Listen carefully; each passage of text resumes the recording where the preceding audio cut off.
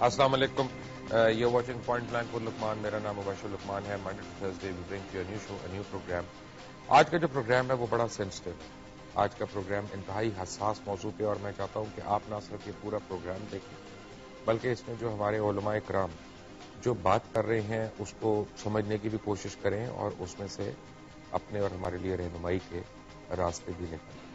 جس طرح کہ آپ سب کو پتہ ہے کہ امریکہ میں ایک سو کالڈ, میں سو کالڈ کی وجہ بتاؤں گا کیوں میں سو کالڈ کہہ رہا ہوں, ایک سو کالڈ پادری نے اعلان کیا ہے کہ وہ 11 تاریخ کو قرآن پاک کے بیشتر کئی نسخے وہاں پہ نعوذ باللہ نظر آتش کریں گے. اس کی وجہ سے پورے ملک میں جو ہے ایک تشویش کی لہر دوڑ گئی. اب اس میں ہمیں کس طرح کا رد عمل کرنا ہے؟ کیا ہم یہاں پہ مظاہرے کریں گے؟ کیا ہم گھیراؤ جلاؤ کریں گے؟ کیا ہم ایک دوسرے کو ماریں گے؟ کیا ہم اقلیتوں سے تعلق رکھنے والوں کو اور انسیکیور کر دیں گے جتنا وہ آلریڈی ہیں اس سے بھی زیادہ؟ یا ہم اس کے اوپر کو مثبت طریقے سے کوئی رائے زنی کر سکتے ہیں؟ اس ساری بات کا جواب دینے کے لیے اور اس سچویشن کو اینالائز کرنے کے لیے کہ یہ ہو کیا رہا ہے, اور یعنی یہ کوئی سازش کا حصہ ہے یا کوئی بظاہر کوئی اپنی صرف فیم لینے کے لیے ایک گمنام شخص نے یہ حرکت کا اعلان کیا ہے, کیونکہ اب یہ حرکت ہوئی نہیں ہے, یا اس سے کوئی ڈیپ بات ہے. اور میں آپ کو پہلے بتا دوں کہ میں نے سو کالڈ اس لیے کہا کیونکہ میرا یہ بلیف ہے کہ جو کوئی بھی کسی بھی یعنی کتاب کو, آسمانی کتاب کو ماننے والا ہے, وہ کسی دوسری آسمانی کتاب کی بے حرمتی کا سوچ بھی نہیں سکتا. مثلا میں مسلمان ہوں الحمدللہ, لیکن میں یہ تصور بھی نہیں کر سکتا کہ کسی بھی بائبل کو یا کسی بھی مذہبی کتاب کو کسی بھی طریقے سے اس کی بے حرمتی ہو. میرے ساتھ شرکائے محفل ہیں اس وقت جناب لیاقت بلوچ صاحب, کسی تعارف کے محتاج نہیں ہے, جماعت اسلامی پاکستان کے رکن بھی ہیں اور ان کے عہدیدار بھی ہیں. جناب حضرت راغب نعیمی صاحب, اگین کسی تعارف کے محتاج نہیں ہے, اور خود اسی پروگرام میں آپ ان کو کئی باری دیکھ چکے ہیں. علامہ ابتسام علیہ ظہیر صاحب, یہ بھی اپنا جماعت اہل حدیث کو یہاں پہ ریپرزینٹ کرتے ہیں. آپ سب کا بہت بہت شکریہ. سب سے پہلے لیاقت بلوچ صاحب, جو میں نے بات کی, مجھے تو اس کا بیک گراؤنڈ ذرا بتائیں کہ یہ اس کی ضرورت کیا پڑی اس وقت ان کو اس طرح کا بیان دینے کے لیے؟ بسم اللہ الرحمن الرحیم.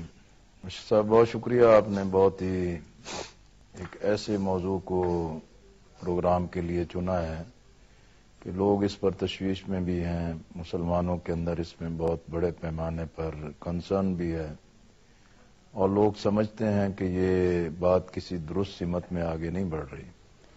جیسا کہ سب جانتے ہیں کہ بھی امریکی ریاست فلوریڈا کے ایک پادری جو ٹیری جونز, اس نے یہ اعلان کیا ہے کہ بھی 9/11 کے موقع پر جو ٹوئن ٹاورز اور پینٹاگون کا واقعہ ہوا, اور وہ یہ کہہ رہے ہیں کہ بھی قرآن اور نبی اکرم صلی اللہ علیہ وسلم کی جو دو بنیادیں ہیں, یہ مسلمانوں کے اندر دہشت گردی اور شدت پیدا کر رہے ہیں, اور میں نعوذ باللہ اس قرآن کو وہ کہتا ہے کہ میں جلاؤں گا, اور سب کو اس چیز کے لیے انوائٹ کر رہا ہے.